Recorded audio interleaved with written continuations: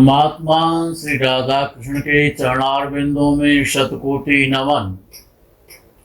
मित्रों को, जिज्ञासुओं को, धर्म प्रेमियों को, ज्योतिष विज्ञान प्रेमियों को हर हर महादेव, बम बम भोले, नमः शिवाय।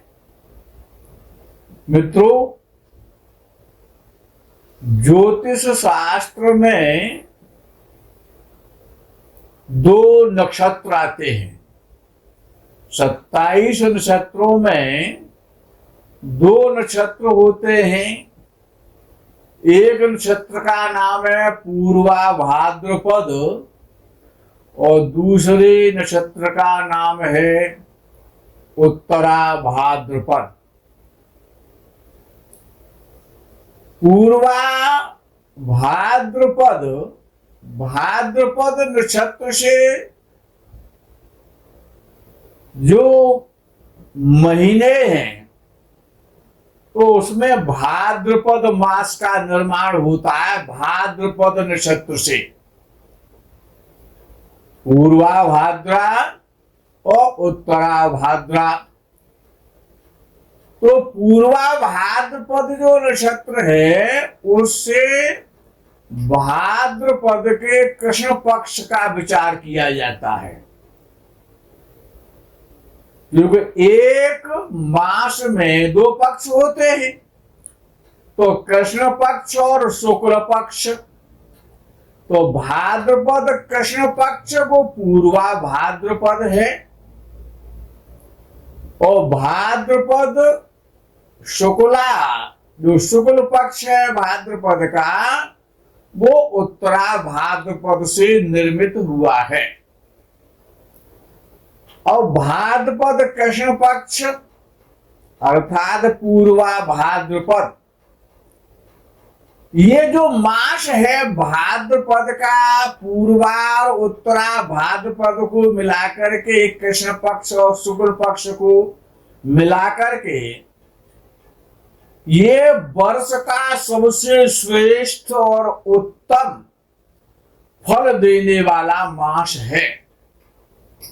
ऐसा इसलिए है कि भाद्रपद, पूर्वा भाद्रपद से जो भाद्रपद का जो कृष्ण पक्ष माना गया, उसमें सबसे पहले भगवान श्री कृष्ण का जन्म होता है। कृष्ण पक्ष में श्री कृष्ण जन्माष्टमी को, जो अभी भगवान श्री कृष्ण जन्माष्टमी जो मनाई गई थी भगवान की, और उसके बाद में नंदोत्सव होता है। और राजस्थान में बड़ा प्रसिद्ध स्थान है, वहां पर गोगा जो तीर्थ है, वहां पर बहुत बड़ा उत्सव, उनकी साधना पूजा भक्तगण करते हैं। तो गोगा नवमी और श्री कृष्ण जन्माष्टमी भाद्रपद कृष्ण में व्यतीत हो चुकी है। अब इसी भाद्रपद कृष्ण पक्ष में और सबसे श्रेष्ठ तिथि आ रही है शनिवार की अमावस्या, शनैश्वरी अमावस्या, जो कि 27 अगस्त शनिवार की है। मघा नक्षत्र में पड़ रही है, ये विशेषता है इसकी। मघा नक्षत्र में जो अमावस्या है शनिवार की, और जहां पर मकर राशि के शनि चल रहे हैं और सिंह राशि का सूर्य चल रहा है, सूर्य और चंद्र दोनों ही और सिंह राशि में चल रहे हैं। ऐसा श्रेष्ठ पर्व शनिवार की अमावस्या, इस अमावस्या को और कुशोत्पाटनी अमावस्या भी कहा जाता है।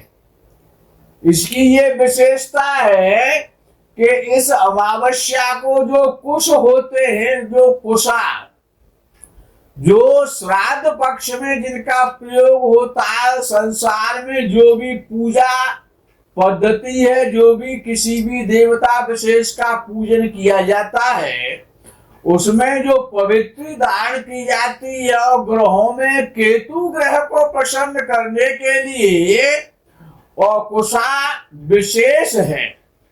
केतु को प्रसन्न करने के लिए कुशा की पवित्री धारण करनी चाहिए।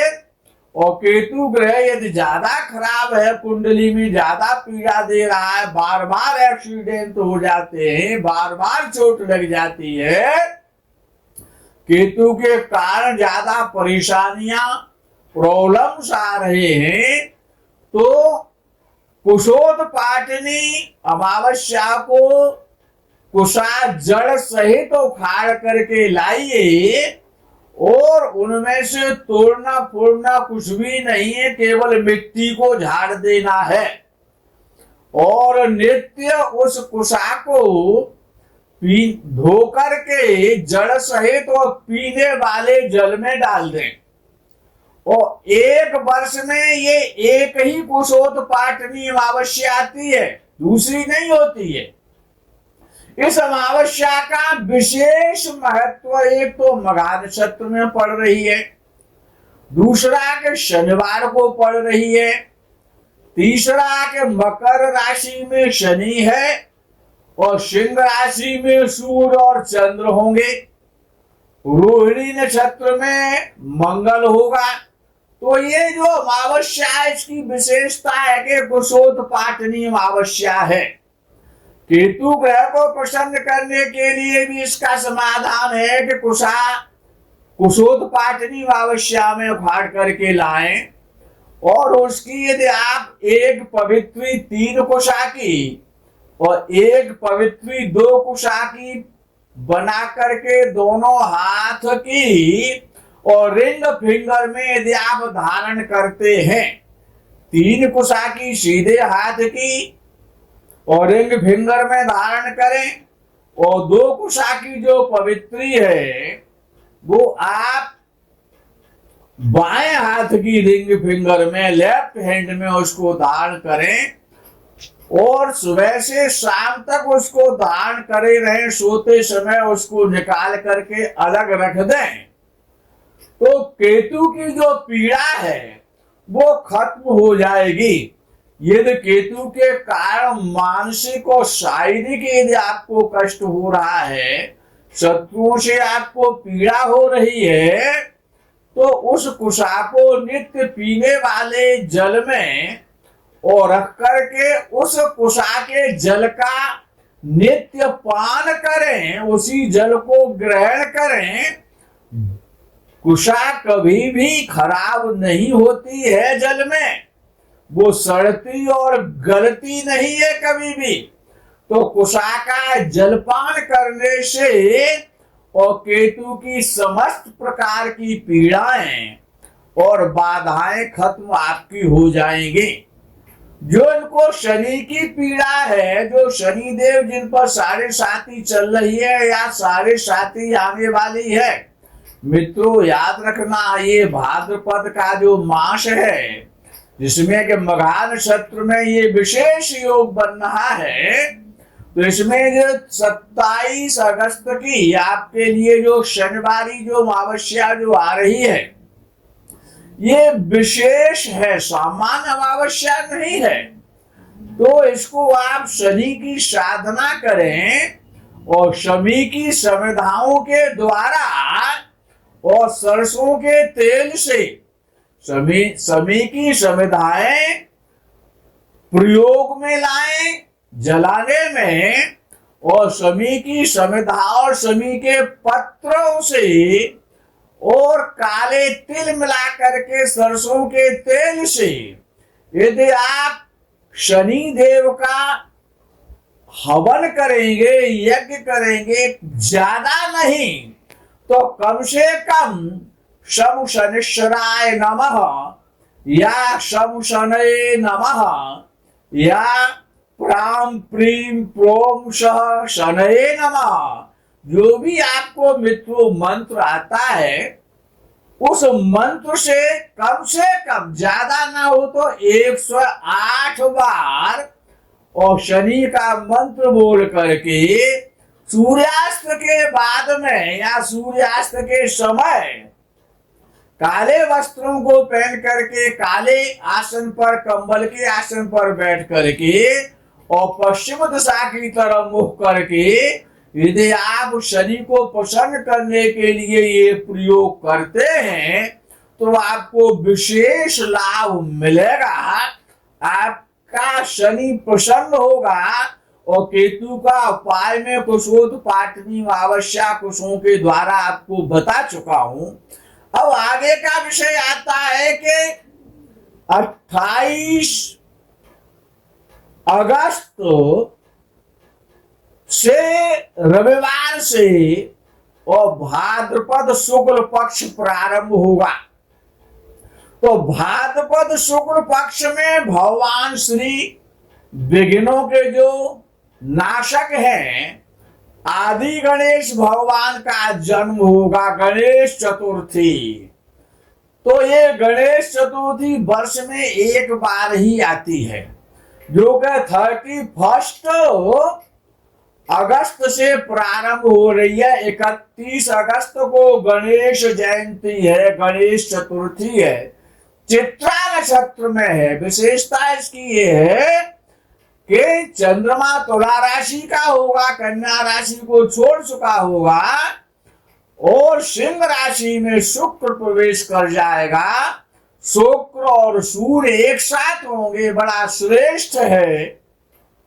तो भगवान गणेश, कोई सा भी देवता संसार में क्यों ना हो, कोई सी भी साधना हो, कोई सी भी पूजा हो, तो ये गणेश जी का सबसे पहले पूजन किया जाता है। इसलिए किया जाता है कि गणेश भगवान समस्त प्रकार की बाधाएं, समस्त प्रकार के संकट, समस्त प्रकार के उत्पात, समस्त प्रकार के शत्रु, समस्त प्रकार की समस्याएं, प्रॉब्लम्स, जो भी विघ्न बाधाएं हैं, उनको खत्म करने का अधिकार गणेश जी के पास है।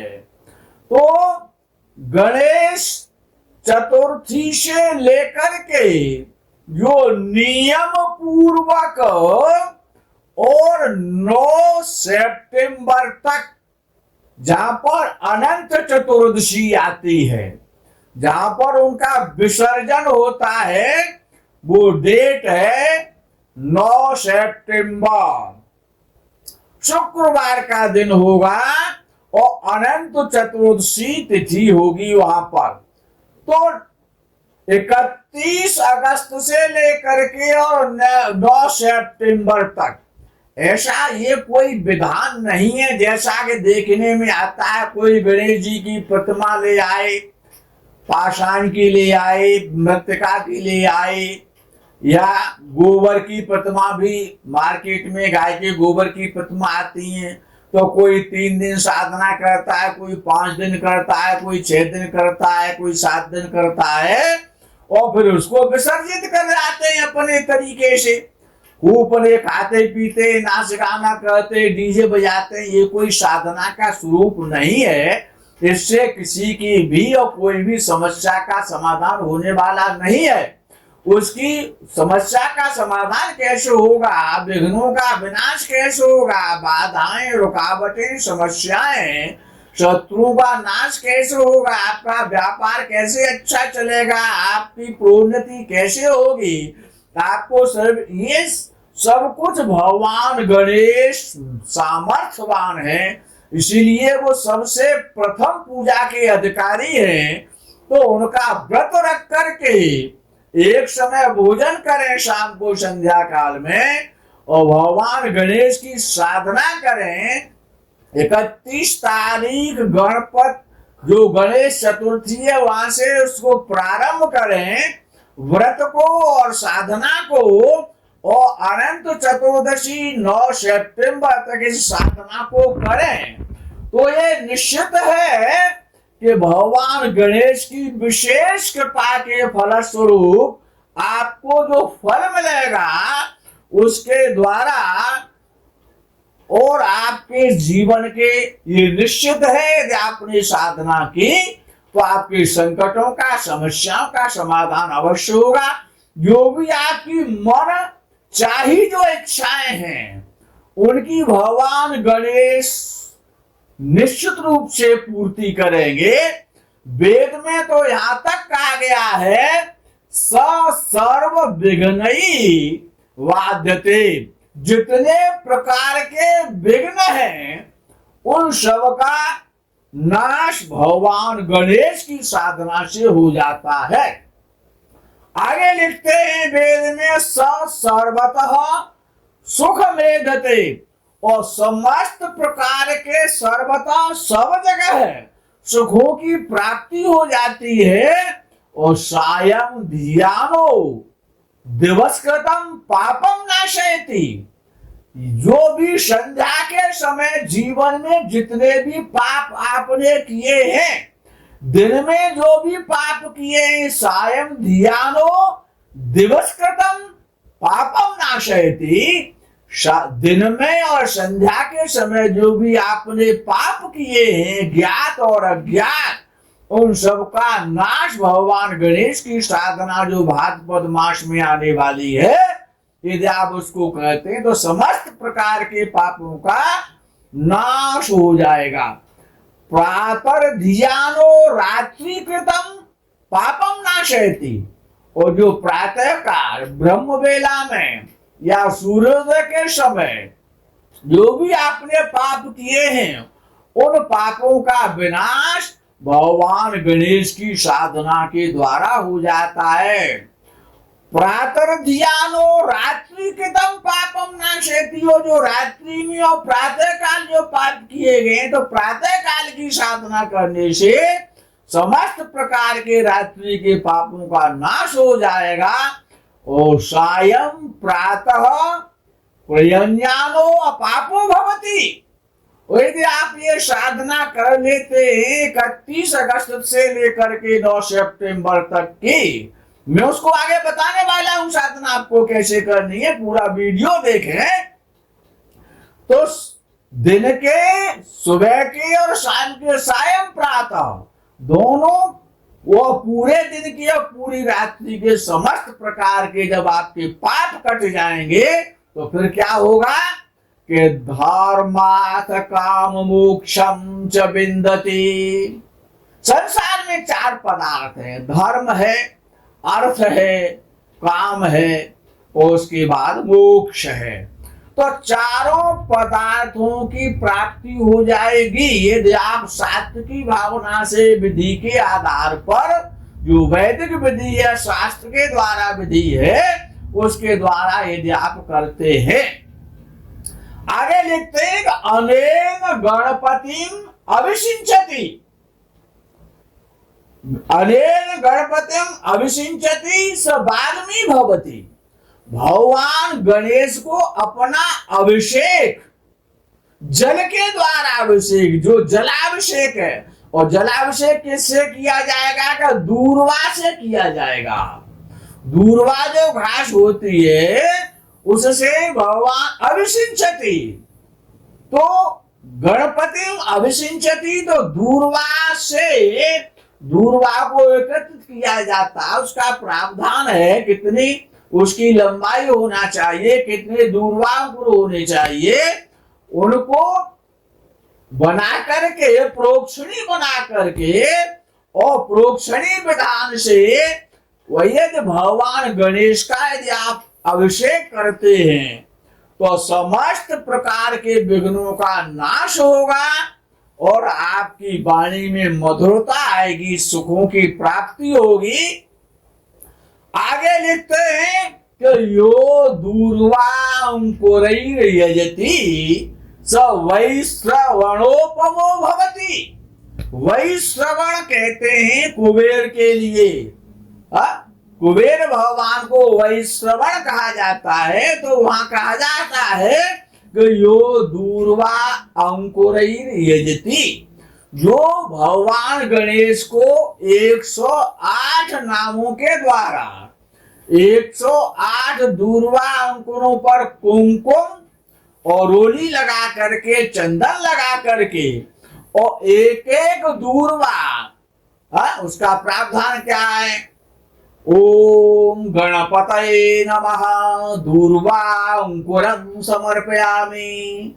इस प्रकार से एक एक नाम पर एक एक दूर्वा, चंदन, रोली और कुमकुम लगा करके भगवान गणेश को यदि आप समर्पित करते हैं तो ये निश्चित है कि धन की कमी नहीं रहेगी, आप धनवान हो जाएंगे। सबसे श्रेष्ठ साधना है दूर्वा के द्वारा भगवान गणेश को 108 नामों से नित्य गणेश चतुर्थी से दूर्वा अर्पित करना प्रारंभ करें तो आपको फिर धन की कोई कमी नहीं रहेगी।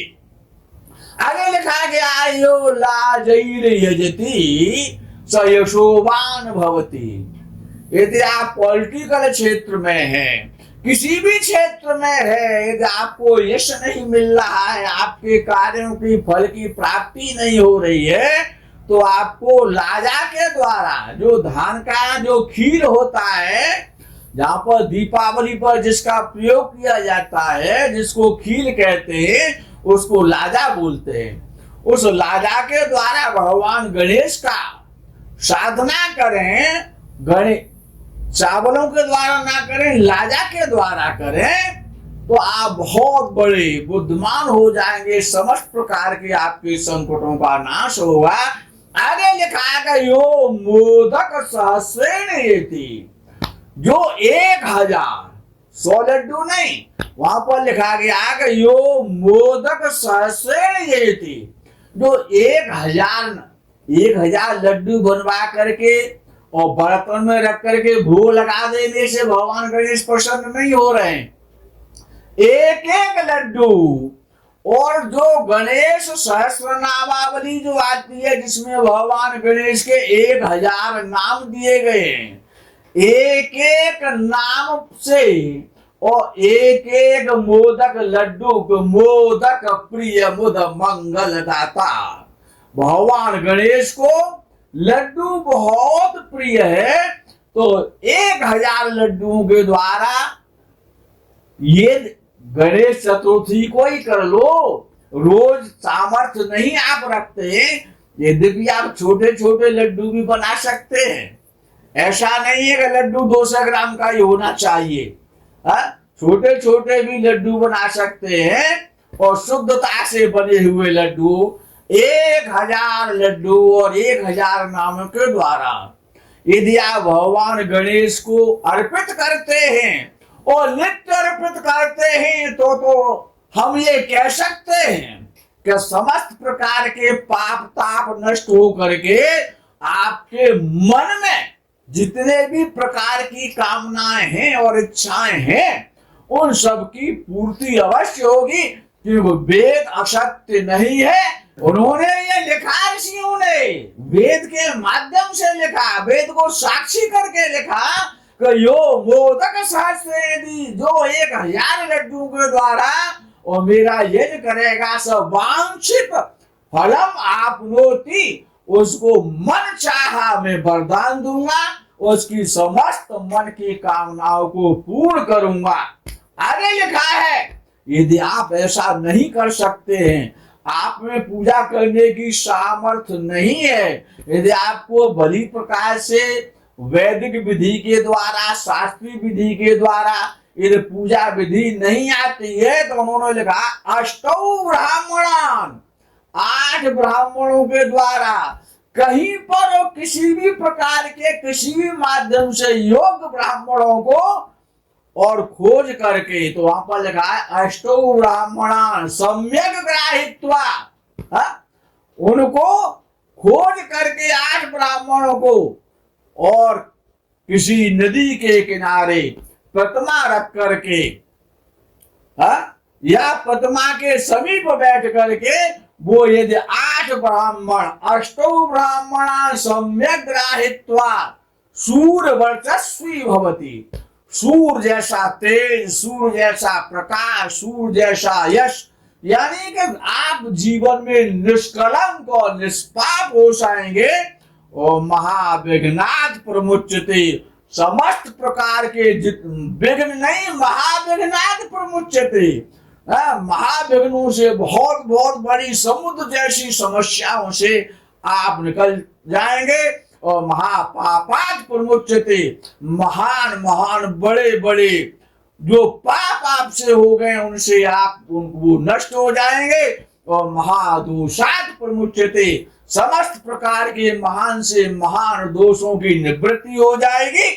यह एवं वेद, ऐसा वेद कहता है। तो मित्रों, मैं पूजन की विधि तो इस वीडियो में आपको नहीं बता सका। यदि आप चाहेंगे तो मैं आगे के वीडियो में आपकी इच्छा को पूरा करने के लिए और पूजा की विधि क्या है वो भी मैं आपको एक वीडियो बना सकता हूं, यदि आपकी इच्छा होगी कमेंटमेंट के माध्यम से। तो ये जो गणेश जी की जो साधना है वो प्रथम पूज्य ऐसे ही नहीं हो गए। किसी भी देवता की साधना क्यों हो, लेकिन उनकी सबसे पहले पूजा की जाती है। तो ये जो विधि है उसका जो फल है, ये फल तो मैंने आपको बता दिया, लेकिन विधि वीडियो बड़ा होने के कारण नहीं बोलूंगा। यदि आप चाहेंगे तो आगे के वीडियो में उसको मैं आपको दे सकता हूं, आप उसको श्रवण कर सकते हैं बहुत सरल विधि के साथ। यदि आप कुछ भी नहीं कर सकते, सामर्थ्यवान है, तो कहीं पर भी अपना संपर्क संबंध बनाए, कॉन्टैक्ट बनाए।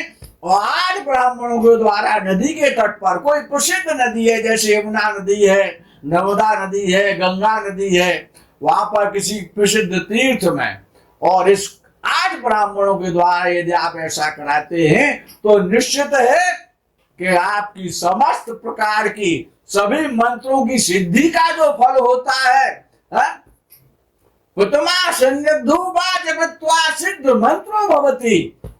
और गणपत अथर्वशीष के द्वारा, संकट नाशन गणेश स्तोत्र के द्वारा, सहस्र नामावली के द्वारा यदि आप साधना कराते हैं तो निश्चित है भगवान गणेश आपकी समस्त मनोकामनाओं को पूर्ण करेंगे।